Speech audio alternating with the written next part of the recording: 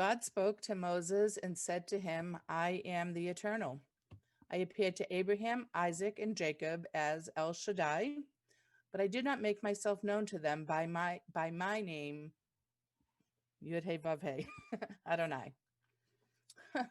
I also established my covenant with them to give them the land of Canaan, the land in which they lived as sojourners. I have now heard the moaning of the Israelites because the Egyptians are holding them in bondage, and I have remembered my covenant. Say therefore to the Israelite people, I am the Eternal. I will free you from the labors of the Egyptians and deliver you from their bondage. I will redeem you with an outstretched arm and through extraordinary chastisements. And I will take you to be my people, and I will be your God.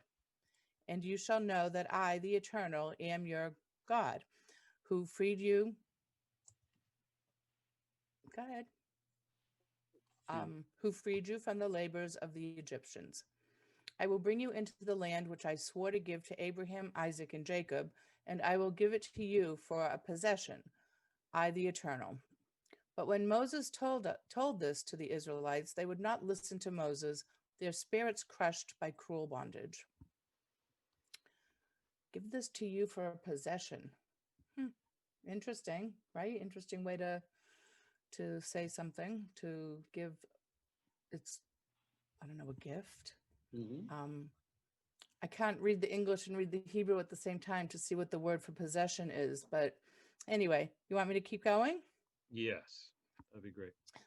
The Eternal One spoke to Moses, saying, Go and tell Pharaoh, king of Egypt, to let the Israelites depart from his land.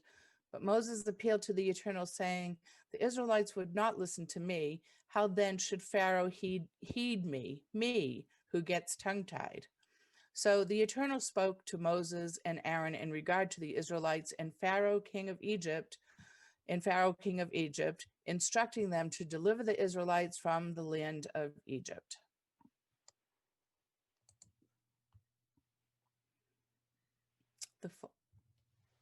The following are the heads of their respective clans.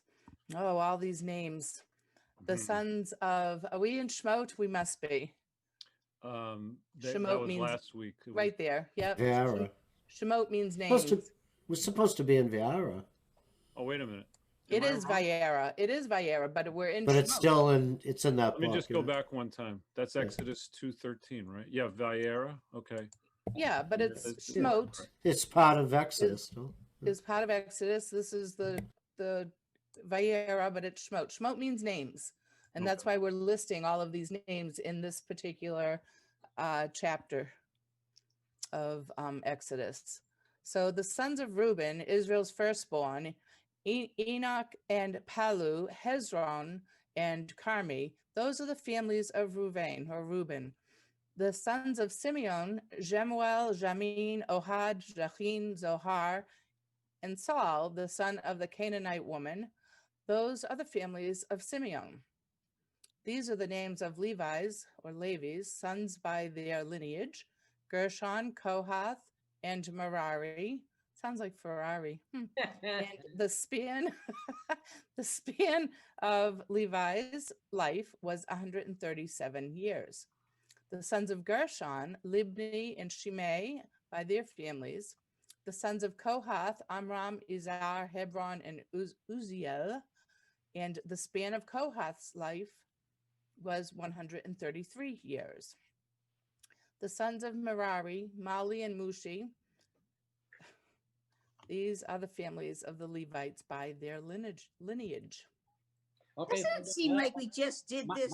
Michael, we just said those names like last time. Okay, I can't believe we keep on doing this. Okay, so here's a trivia question for everybody. Of all those names in there, from the tribe of Levi, which one was the father of Moses? Amram. Amram, correct. Amram. I didn't see that. Really? Yeah, Amram, right over there. Right here. Yep. Amram, right. There you have a little trivia question for you. There you go. He was the father of Moses? Okay. Yep.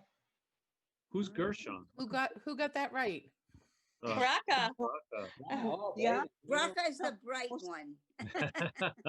No, you are. You know, I You think are. You know what I find interesting? You know how over the years you meet certain people who, and sometimes they go by their Hebrew name or whatever. Of these that I see, I've known a Gershon, but most of them I have not known. Somebody with that name. I had a rabbi. There's a rabbi in Miami who's Amram, ah, first name. Yeah, I could see that. But I So- those names, and there's Gadi Schwartz, who's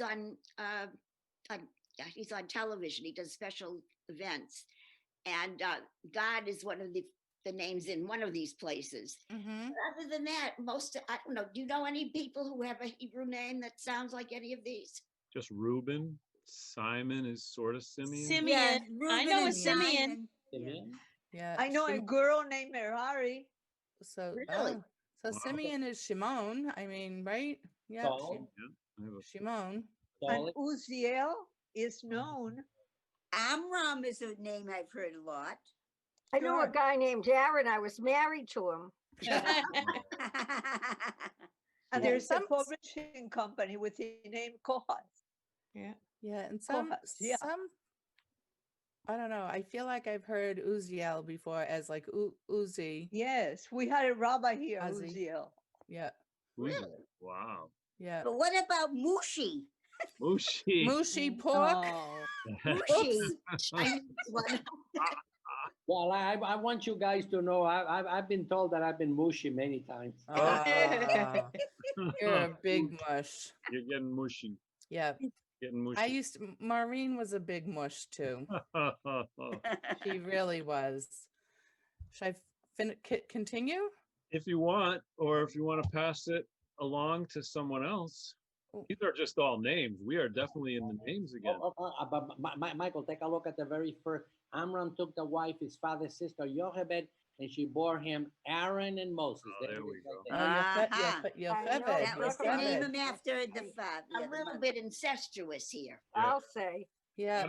Why doesn't Dr. Michael continue on? You're doing so well, Dr. Michael. Oh, with all those names, oh my God. Okay. Come on, you can do it. You can do it. We can How- believe in you. I got to tell you, Dr. Mike, it's probably easier to read the names in Hebrew. I can imagine that. Right.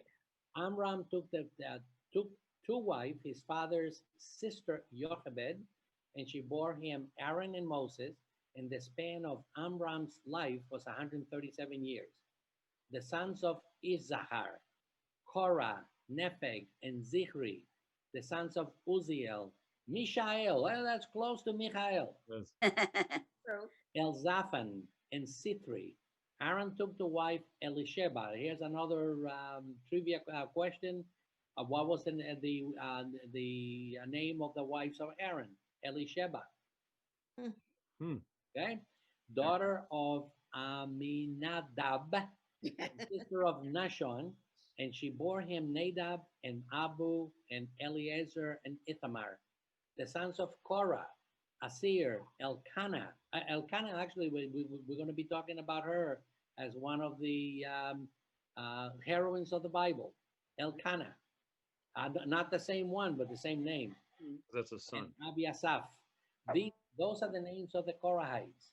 And Aaron's son, Eliezer, took Mm-hmm. to wife one of the Putiel's daughters, and she bore him Phineas. Phinehas. Okay, now another Oh, another trivia question.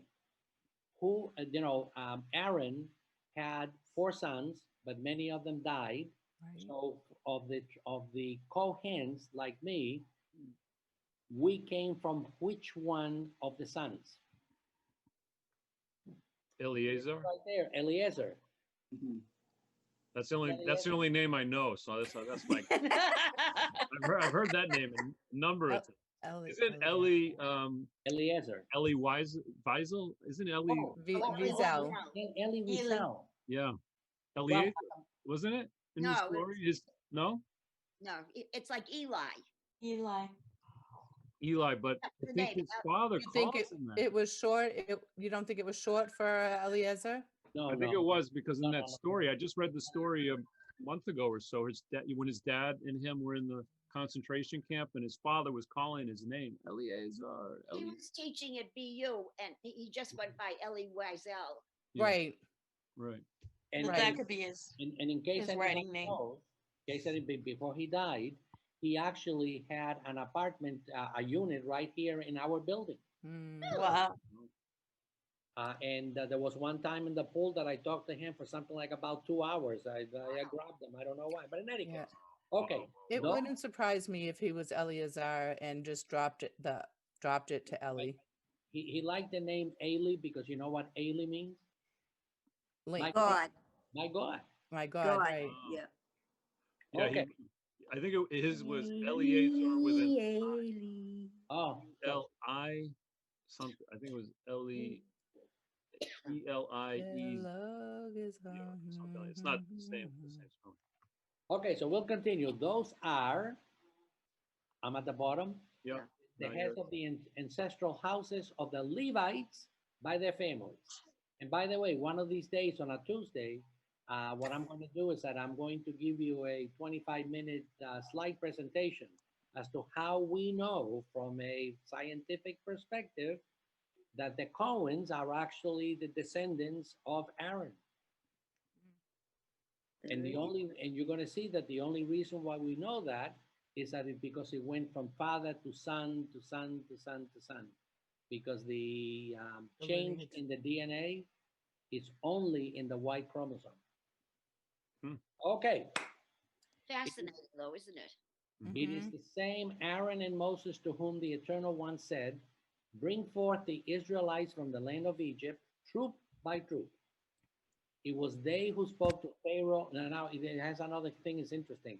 Pharaoh, king of Egypt. Not king of Egypt or Pharaoh of Egypt. Pharaoh, king of Egypt. And let me tell you why people think that they call him Pharaoh, king of Egypt. Once in a while, one of the Ethiopian kings became Pharaoh. And this was an Ethiopian king. So he was Pharaoh of Egypt and king of Ethiopia. And so in the Bible, it shows up as Pharaoh king.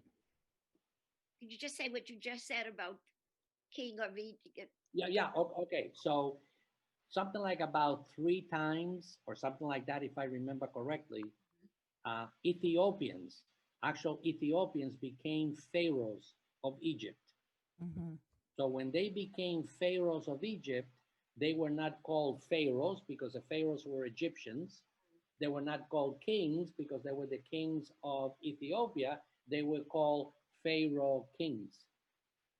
Hmm. And that's what you see here. Yep. Interesting. Yeah. Interesting. Okay, so And definitely king isn't capitalized. It's lowercase. It's just Pharaoh king. yeah, because the pharaoh was the important guy. The other Right. happened to have And been. it says El Paro and Melech Mitzrayim. They have them That's right. hyphenated. Paro and Melech. Hmm. Correct. Okay, to free the Israelites from the Egyptians. These are the same Moses and Aaron. But when the Eternal spoke to Moses in the land of Egypt, and the Eternal One said to Moses, "I am the Eternal. Speak to Pharaoh, king of Egypt, all that I will tell you." Moses appealed to the Eternal, saying, "See, I get tongue-tied. How then should Pharaoh heed me?" The Eternal replied to Moses, "See, I place you in the role of God to Pharaoh, with your brother Aaron as your prophet. Wow. You shall repeat all that I command you, and your brother Aaron shall speak to Pharaoh to let the Israelites depart from his land." But then God says, this is a prophecy now, "But I will harden Pharaoh's heart." In other words, Pharaoh's going to say no. Pharaoh's not going to agree. That's what it means by harden Pharaoh's heart. Mhm. "And I may multiply my signs and marvels in the land of Egypt. When Pharaoh does not heed you, I will lay my hand upon Egypt and deliver my ranks, my people, the Israelites, from the land of Egypt with extraordinary chastisements. And the Egyptians shall know that I am the Eternal, when I stretch out my hand over Egypt and bring out the Israelites from their midst. This Moses and Aaron did, as the Eternal commanded them, so they did. Moses was 80 years old and Aaron 83 when they made their demands on Pharaoh. It's never too old to do anything. Oh, I'll tell you. Procreate. Hey, by the way, amazingly enough, I'm 82 and Moses was 82. Yeah. What were you going to So- say, Lauren? Yeah. I was gonna say, and it's kind of interesting, 83. So, because I've got Maureen on my mind. You know, at 83, oh, Mike, I'm gonna get you, Dr. Mike. You can have a second bar mitzvah at 83. Oh, yes. Oh, yes. So the lifespan did, is yeah. 70. At that time anyway. 70, and you start your kind of life to 13 all over again. So you can have a second bat mitzvah at 83. Wow. And I will tell you, that is why Maureen had her second bat mitzvah that we were talking about before this class started. And of course, she didn't exactly get to have it at 83 because she oh God, Ruth, she broke her femur that year, right? Oh, yeah, that was when she broke her femur. And then Oh, at God. 84, something happened again. So I think we did it at her 85th birthday, or right near it, or in Oh, was it between. 80? I didn't know it was that late. I thought it was in she was 84. I might be wrong. She might have been 84, but it was like in June or something, I think we were. Well, June is her birthday, but okay. I know. So, yeah, so it must So- have been just before her 84th birthday, I think. 85th, right. Oh, Just before her 85th birthday. before her 85th birthday. Right? But yeah, so, oh, Dr. Mike, come on. Yeah. Well, I'll tell you what, I will agree to do it if you agree to teach me. Of course. Oh, We have that's a to good go down- challenge. we have I to will go down teach- to Florida for the Seder. You're telling me I'm going to have a challenge with Mike Yeah. teaching him?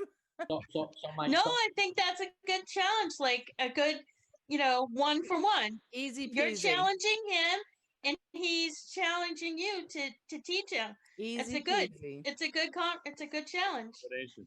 Yep. Student meet teacher. Bang. Ah, Can I share something with you guys? I have a passion for watching the History Channel and the Science Channel and anything that relates to antiquity because I love archaeology. I wouldn't be a good archaeologist, but I love archaeology. And recently, they got into some tomb that they actually found. They think it was Nefertiti.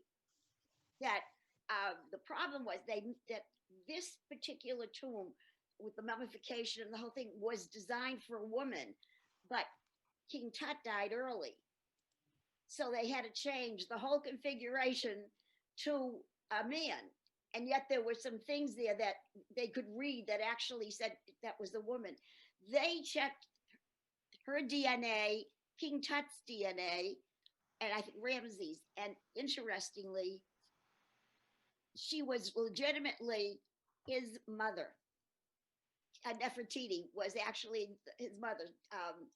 I can't get over. They take the DNA from what year when Nefertiti was there, and 8,000. they it was like a sister brother combination, and she was actually not a stepmother. She was his real mother, although he treated it like a stepmother. Wow. But boy, what ruins they have done with the grave robbers, awful. Mm. Oh, so sad. Does anyone want to pick up at number 8? How about Cynthia? Sure. Can you hear me okay? Oh, yeah. yes. Oh, best it's yet. good because I can barely hear everyone. By Oh, the way, one of the reasons I don't engage in the conversation is either my hearing is going or the sound isn't great. But as long as you can hear me. yes. The Eternal One said to Moses and Aaron, when Pharaoh speaks to you and says, produce your marvel, you shall say to Aaron, take your rod and cast it down before Pharaoh. It shall turn into a serpent. So Moses and Aaron came before Pharaoh and did just as the Eternal had commanded. Aaron cast down his rod in the presence of Pharaoh and his courtiers, and it turned into a serpent. Then Pharaoh, for his part, summoned the sages and the sorcerers, and the Egyptian magician priests, in turn, did the same with their spells. Each cast down the rod, and they turned into serpents. But Aaron's rods swallowed their rods. Yet Pharaoh's heart stiffened, and he did not heed them, as the Eternal had said. And the Eternal One said to Moses, Pharaoh is stubborn, he refuses to let the people go. Go to Pharaoh in the morning as he is coming out to the water, and station yourself before him at the edge of the Nile, taking with you the rod that turned into a snake, and say to him, the Eternal, the God of the Hebrews, sent me to say to you, let my people go, that they may worship me in the wilderness. But you have paid no heed until now. Thus says the Eternal, by this you shall know that I am the Eternal. See, I shall strike the water in the Nile with the rod that is in my hand, and it will be turned into blood, and the fish in the Nile will die. The Nile will stink so that the Egyptians will find it impossible to drink the water of the Nile. And the Eternal One said to Moses, say to Aaron, take your rod and hold it out your arm over the waters of Egypt, its rivers, its canals, its ponds, all its bodies of water, that they may turn to blood. There shall be blood throughout the land of Egypt, even in vessels of wood and stone. Moses and Aaron did just as the Eternal commanded. He lifted up the rod and struck the water in the Nile in the sight of Pharaoh and his courtiers, and all the water in the Nile was turned into blood, and the fish in the Nile died. The Nile stank so that the Egyptians could not drink water from the Nile, and there was blood throughout the land of Egypt. But when the Egyptian magician priests did the same with their spells, Pharaoh's heart stiffened, and he did not heed them, as the Eternal had spoken. Pharaoh turned and went into his palace, paying no regard even to this. And all the Egyptians had to dig round about the Nile for drinking water, because they could not drink the water of the Nile. Wow. So Mike, before we go any further, let's take a look at what we have just read. According to the text, not only was the Nile turned into blood, but any water that people had stored in the houses also turned to blood. See it? There was blood throughout the land of Egypt. Okay, so it says throughout the land of Egypt, even in vessels of wood and stone. Oh, gotcha. See it? Yep. Wow. Okay, so that's the first thing, that all the water in Egypt, whether it was flowing in the Nile or whether you had it in your house stored. Mm-hmm. The second thing that it says in here on 22, but when the Egyptian magician priests did the same with their spells. In other words, the Egyptian magicians also turned Cast a water spell. to blood. Is it possible that there was some sort of an algae that had grown in that area, scientifically speaking, at the time? Well, these things happen. Okay, I'm actually going to tell you, because one of these days we're going to have, I'm going to ask Mike. We have these things on, today is Tuesday, but we're going to have it on Mondays. We're going to pick a Tuesday, and we're going to go over the scientific basis of the 10 plagues. Right. So before you go on, I have to just share a silly little thing that I did just now. So I'm looking at the first Hebrew word at 21. Do you see that? Yeah. Oh, yeah. And I'm like, they talk about the Haggadah here, and I inverted it. It's had it. I'm looking and looking, and I re-looked at the word, and it's v'hadaga, which is fish. Dag. Oh yeah, Hadaga. So dag are fish, and I'm Dag. reading it. I'm like, Yeah, the fish. it's not. They're telling a story. What Haggadah? What? And it's fish. I do those type of things all the time because I always get all my Hebrew words mixed up. So in all the stories that we have heard from Passover, Yep. Anybody ever say that the Egyptian magicians also turned the water to blood? Oh, yes, that's true. They even showed it on the Ten Commandments movie that they did that. Really? Yeah. In the Ten Commandments movie, they show that the Egyptians turned their little snake into blood. Now I know it's Hollywood stuff, but they did that purposely because it is in the Bible. Yeah. Yeah. Do you want to keep going, Cynthia? Sure, if you'll have me, I'll do it. When 7 days had passed after the Eternal struck the Nile, the Eternal One said to Moses, "Go to Pharaoh and say to him, 'Thus says the Eternal, let my people go that they may worship me. If you refuse to let them go, then I will." You know what? It just kind of struck me here for a second. See how it says the Eternal struck the Nile, right? So Moses is doing it, but really the power is from God. Right. So maybe because God said this before, do you think maybe he's also helping the magicians do their thing too? I don't know. I'm just throwing that out there for thoughts. Well, but Mike, if the Eternal did that, if God did that, then he is going against his own wishes, which is for Pharaoh to let the people go. Because when the Egyptians turned the water to blood, then Pharaoh must have said, "Hey, big deal. This is a magician's trick. Get out of here. Mm-hmm. This is not a plague. Anybody can do it."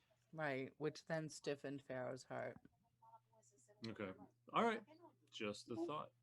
All right. Go ahead, Cynthia. Sorry. Actually, I have thought about that myself. Yeah. I don't really have an answer. Oh, good. We want to hear it. No, I don't have an answer, but I have Oh, you thought don't? about I thought you said you had an answer. No, Because well, God did say he's going to harden their heart. He's going to harden the heart. He's going to do the thing, and then he's going to harden his heart. He's going to do the action or the miracle, and then, but just a thought. But Myrna, are you trying to talk to us? Or you can unmute, Myrna. Muted. There we go. Right. In this respect, if all the Nile was turned to blood and the water that was stored was turned to blood, unlike the 10th plague, when God says, excuse me, mark the firstborn. Thank you. Yeah, mark the thing with the blood of the lamb's blood. The Egyptians had no water to drink, but neither did the Hebrews. So I'm just saying there was no way. I mean, they were all suffering from this. Right. And right there it says, as the Eternal had spoken. So the Egyptians were doing, the Eternal, the Egyptian magician priests, say that 10 times fast.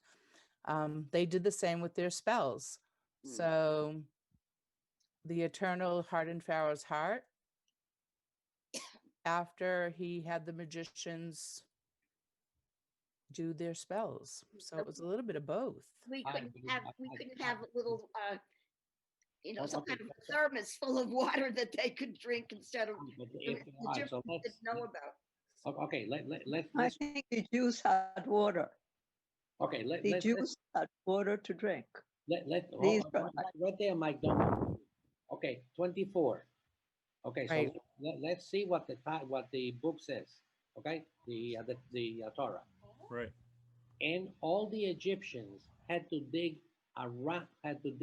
round about the Nile. In other words, if you have a river, and if you go 20 feet away from it and you dig a hole, the chances are you're going to find water, because the water table is high near a river.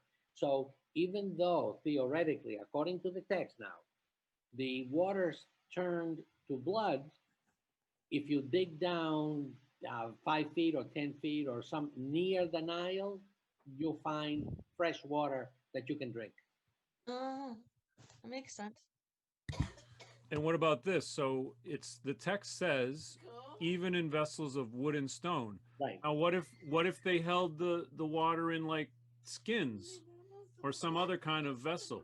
Maybe that's how the Hebrews did it. Sure. I don't know. I'm just throwing it out because we love having these conversations. I love it. Mike, I think that if Maureen was with us, she would tell you that what you hold in animal skin is wine, not water. All right. Yeah. That's definitely Maureen. That was Maureen, I'm gonna In tell her you. case, it might be bourbon. I don't know. No, she loves wine. She always loved wine. Yeah, and bourbon. You know, What I do you didn't know about know- the what do you bourbon. I know? only knew about the wine. Oh my gosh, she was such a bourbon drinker. I Okay, didn't know that. okay, maybe Oh, you guys know the answer. What is the name of that thing that the Spanish hold up, to drink the wine? That a flask. samovar? Yeah, they go like that, and the wine goes. It's animal skin. Isn't it goat skin? Oh, What whatever. is it called? Does anybody know? I don't know. No, Just- do you know? No, I don't. I I don't know. can't remember. I Somebody guess. Google it. Alba's on the phone to Cuba, so I don't know if she's gonna be able to help us.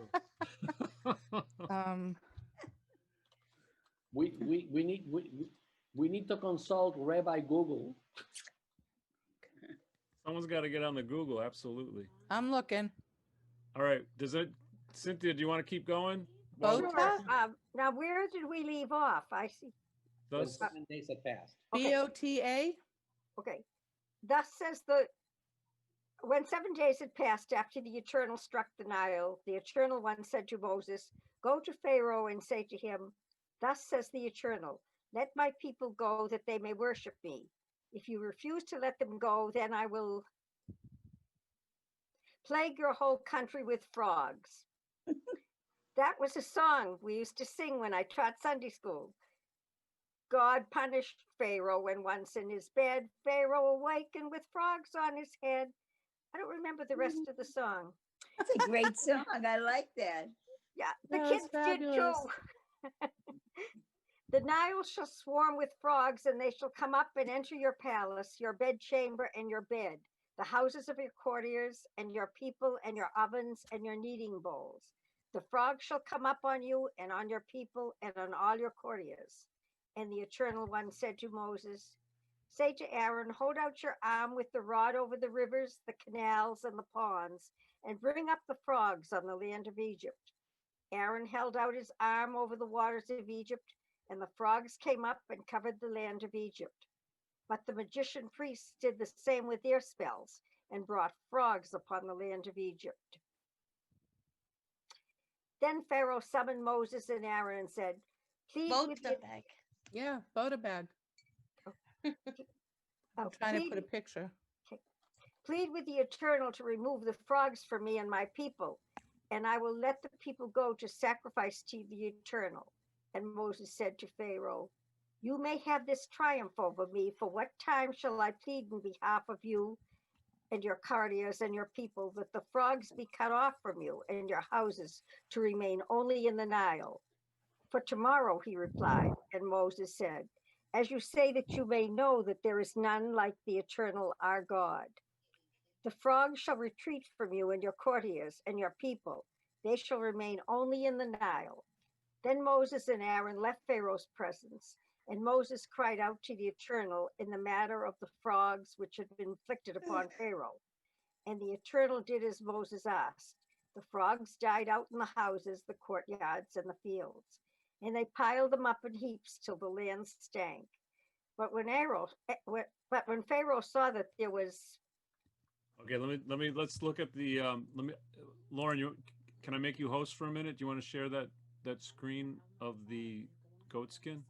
Oh, I put it all in the chat, Oh, okay. but I can certainly. I was actually looking for a picture. There's a bunch of pictures out here. The Bota bag is a traditional Spanish liquid receptacle used mainly as a wineskin. There you go. Oh, okay. A Bota bag. Okay. Yeah. Have you seen what they look like? Yeah. No.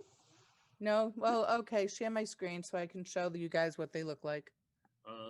I'm gonna make you the host, and then There's a lot of them. Oh my gosh. yeah, put them all up. Um, You can share. oh, share screen. Here it is. This will stop others sharing. Yes, at the moment. I can just take. Screen one. There you are. What? You're right there. What screen? Oh, you see it?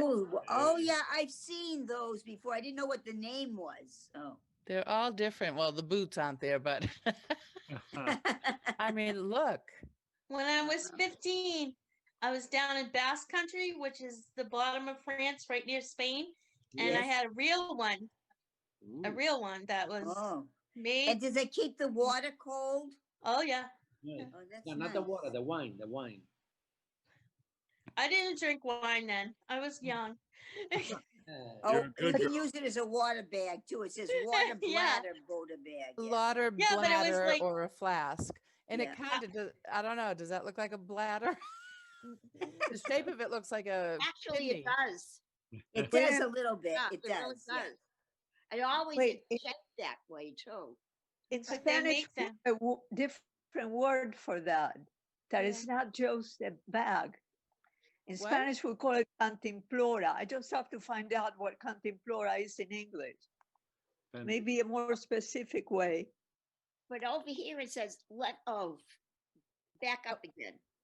Let What? me see.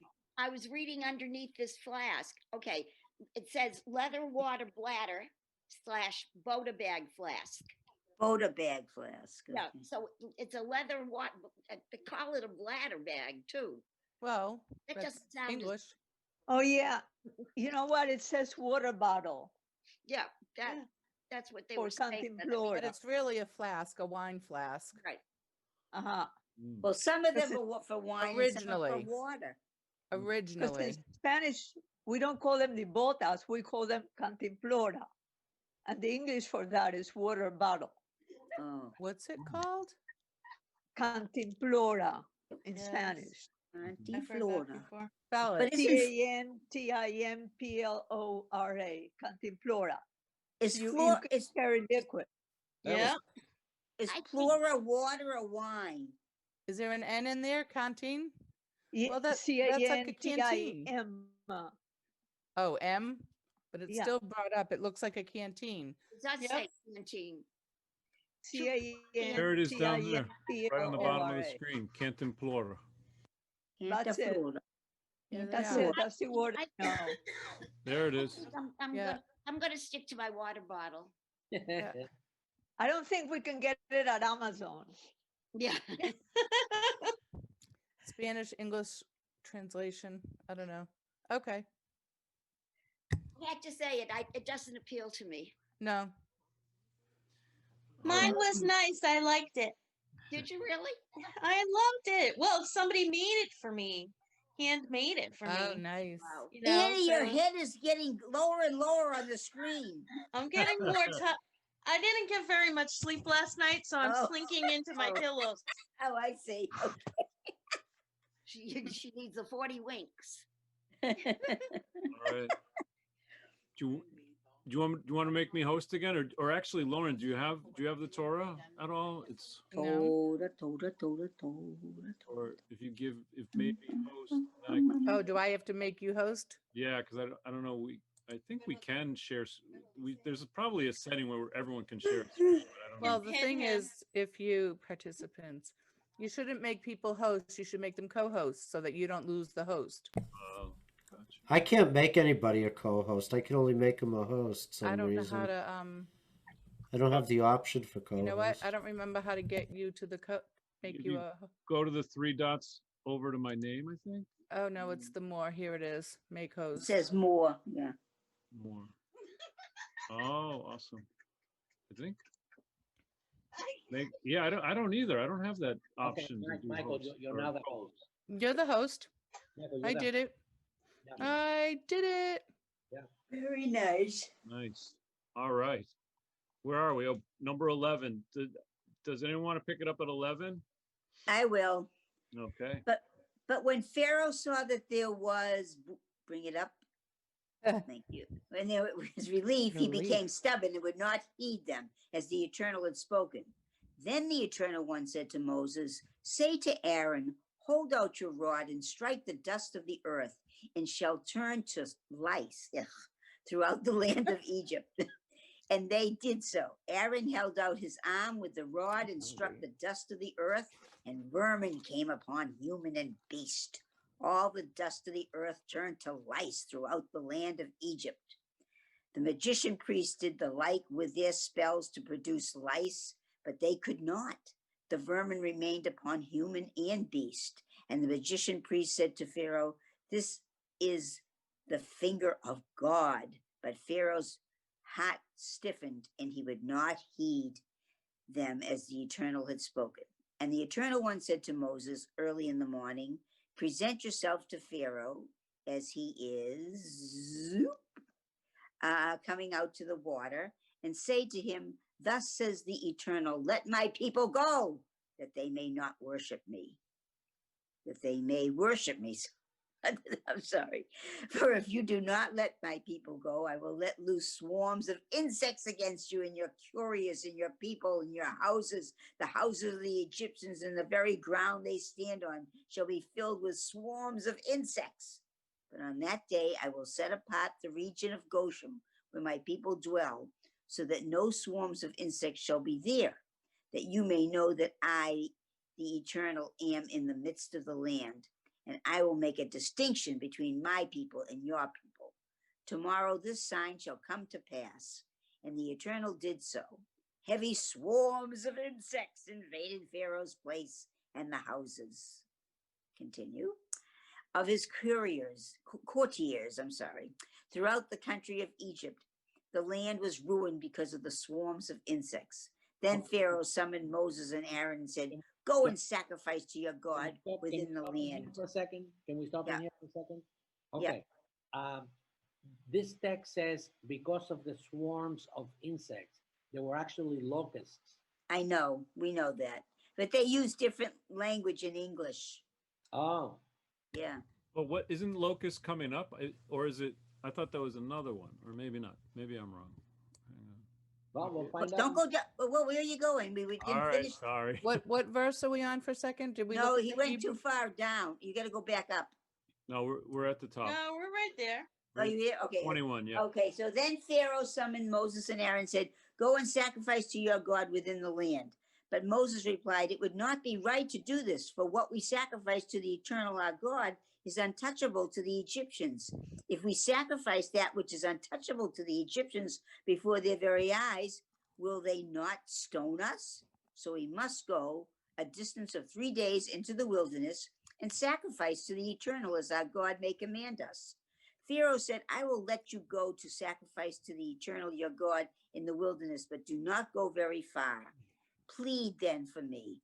And Moses said, "When I leave your presence, I will plead with the Eternal that the swarms of insects depart tomorrow from Pharaoh and his courtiers and his people, but let not Pharaoh again act deceitfully, not letting the people go to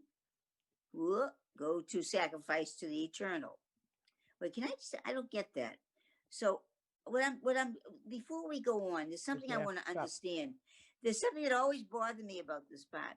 I thought that Pharaoh never really gave in until it came to the firstborn, but here it's almost like he's pleading, "Don't do this to me," right? I will plead with the Eternal. And he's asking not to have the insects go to him. Well, Right. let's read 24 for a second. Okay. Yeah. Pharaoh said, "I will let you go to sacrifice to the Eternal your God in the wilderness, but do not go very far." Okay, so stop right there. Okay. Okay. At the very beginning, what Moses was asking is to let the people go to the desert for a certain amount of time to pray to God, and then theoretically they were going to come back. I see. But Pharaoh said, "I'm not even going to let you do that." So now read it again and you'll see it. "I will let you go to sacrifice to the Eternal your God in the wilderness." In other words, in the desert. But not to go very far. But don't go very far because you need to come back. In other words, Yeah. Don't disappear for years. I see. "Plead them for me." And Moses said, "When I leave your presence, I will plead with the Eternal that the swarms of insects depart tomorrow from Pharaoh and his courtiers and his people." See, this is why I'm surprised, because I didn't think that there was a negotiation at that point. That was the only reason why I mentioned it. Sure. Okay. There Well, were several Moses, times though that Mo- Moses yeah, brought the plague onto the Egyptians, but the Israelites were protected. This is why I said about the water that they should have had some protection there. and just to know, like Ruth, you said something you didn't know there was negotiation. Yeah.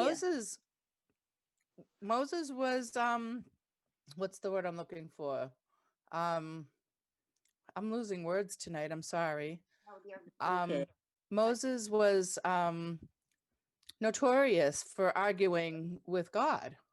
Oh, yes, I do understand that, but I'm just saying, I'm talking about the negotiation with Pharaoh because I thought the only time Pharaoh finally gave in was with the death of the firstborn, and But maybe this that's is where. But this is Moses saying, when I leave your presence, I will Plead, yeah. Moses will plead with the eternal that the swarms of Oh, okay, I'm getting it wrong. There Okay, are I several told you my times- comprehension's not too good. That's No, okay. several times that God, that Moses said, well, Moses would say that this is what's happening, and Pharaoh would look and say, "Tell your God, not to do this, and I'll let you go." And then he hardened his heart again. So Right. Yeah. there were several times that he capitulated, but then changed his mind. Yeah, It's a I great got word, capitulated. I like that. capitulated. Very nice. Okay. What? But okay, so let me finish. So I will plead with the Eternal that the swarms of insects depart tomorrow from Pharaoh and his courtiers and his people. But let not Pharaoh again act deceitfully, not letting the people go to sacrifice to the Eternal. Right. Okay, So they're Now- expecting Pharaoh to stick to his word. right. We all know So- what happens there. Yeah, we do know. So Moses left Pharaoh's presence and pleaded with the Eternal. And the Eternal did as Moses asked, removing the swarms of insects from Pharaoh, from his courtiers, and from his people. Not one remained. But Pharaoh became stubborn this time also and would not let the people go. The Eternal One said to Moses, "Go to Pharaoh and say to him, 'Thus says the Eternal, the God of the Hebrews, let my people go to worship me. For if you refuse to let them go and continue to hold them, then the hand of the Eternal will strike your livestock in the fields, the horses, the asses, the camels, the cattle, and the sheep, with a very severe pestilence. But the Eternal will make a distinction between the livestock of Israel and the livestock of the Egyptians, so that nothing shall die of all that belongs to the Israelites. The Eternal has fixed the time tomorrow. The Eternal will do this thing in the land." And the Eternal did so the next day. All the livestock of the Egyptians died, but of the livestock of the Israelites, not a beast died. When Pharaoh inquired, he found that not a head of the livestock of Israel had died. Yet Pharaoh remained stubborn, and he would not let the people go. He's very stubborn. So then the Eternal One said to Moses and Aaron, "Each of you take handfuls of soot from the kiln and let Moses throw it towards the sky in the sight of Pharaoh. It shall become a fine duster all over the land of Egypt and cause an inflammation breaking out in boils on human and beast throughout the land of Egypt." So they took the soot of the kiln, and the kiln, and appeared before Pharaoh. Moses threw it toward the sky and caused an inflammation breaking out in boils on human and beast. The magician priests were unable to confront Moses because of the inflammation, for the inflammation afflicted the magician priests as well as all the other Egyptians. But the Eternal stiffened the heart of Pharaoh, and he would not heed them, just as the Eternal had told Moses. The Eternal One said to, oh, go ahead. Did you want to say something? Okay. The Eternal One said to Moses, "Early in the morning, present yourself to Pharaoh and say to him, 'Thus says the Eternal, the God of the Hebrews, let my people go to worship me. For this time I will send all my plagues upon your person and your courtiers and your people, in order that you may know that there is none like me in all the world. I could have stretched forth my hand." Wait a minute. I could have stretched forth. Where am I? Oh, I could stretch forth my hand and stricken you and your people with pestilence, and you would have been effaced from the earth. Nevertheless, I have spared you for this purpose, in order to show you my power, and in order that my fame may resound throughout the world. Yet you continue to thwart my people and do not let them go.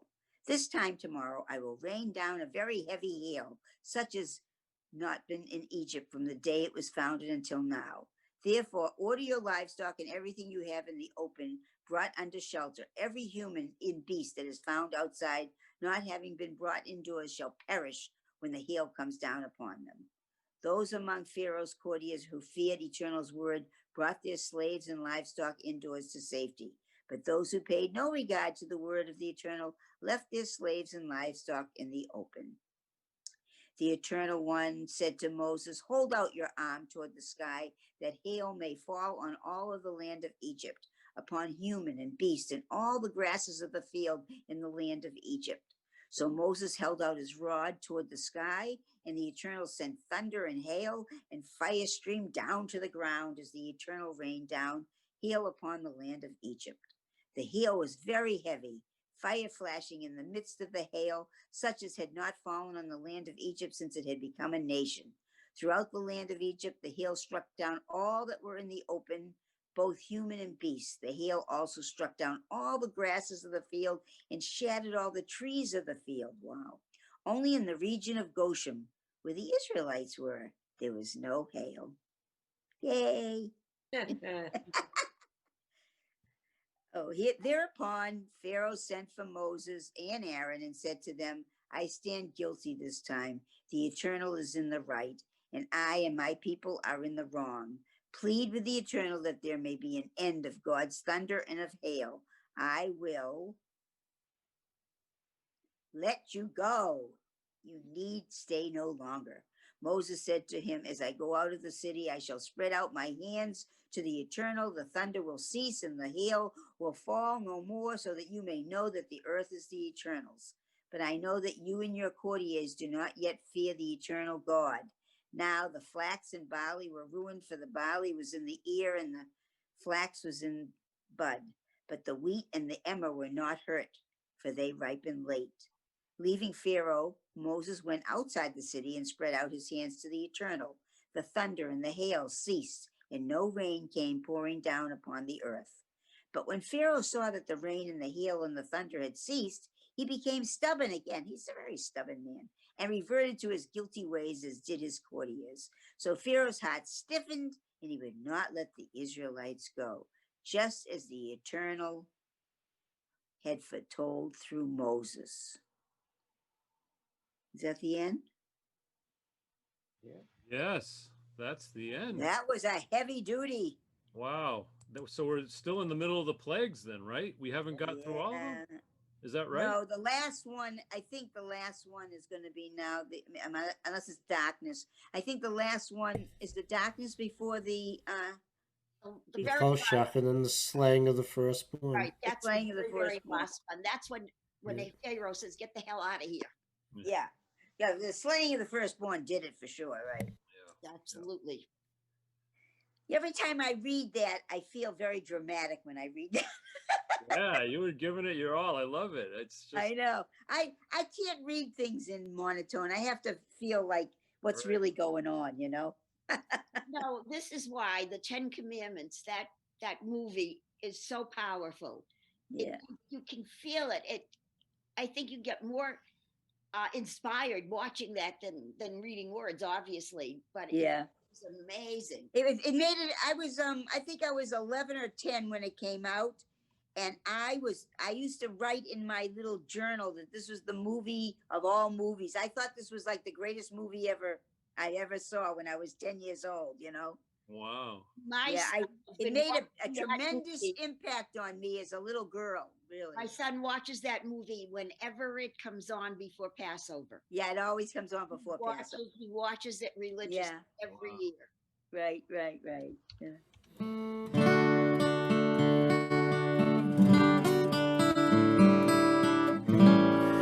Baruch atah Adonai haporeis sukat shalom. Shalom aleinu v'al kol amo Yisrael. Baruch atah Adonai haporeis sukat shalom. Shalom aleinu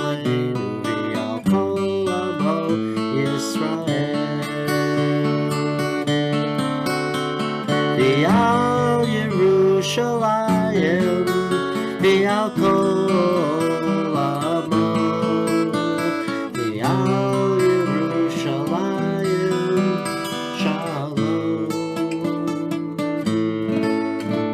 V'al Yerushalayim, v'al kol amo, v'al Yerushalayim shalom. Baruch atah, atah Adonai, haporeis sukat shalom. Shalom aleinu v'al kol amo Yisrael. Shalom aleinu v'al kol amo Yisrael.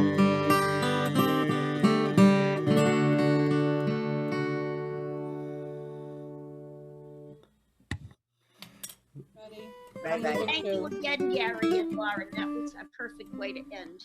Yeah. Yeah,